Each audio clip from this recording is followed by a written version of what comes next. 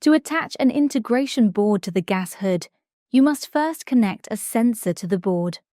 Line up the bottom pins of the sensor with the matching holes on the board. Gently push down until the sensor clicks into place and sits flush with the board.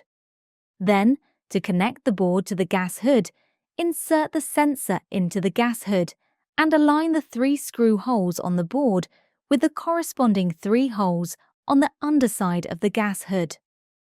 The board should sit flush with the bottom of the gas hood.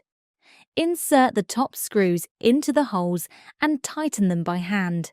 Then, to finish off, carefully tighten each screw with an Allen key to secure the board fully.